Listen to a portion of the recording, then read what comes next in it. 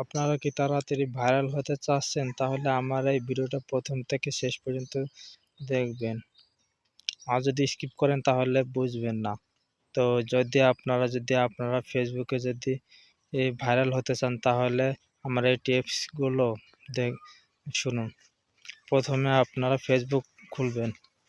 Page হোক বা ID হোক খুলবেন। খুলে তারপরে আপনারা যে ভিডিওটা পোস্ট করবেন সেটা সাথে আলাদাভাবে টিকটক অ্যাকাউন্ট খুলবেন।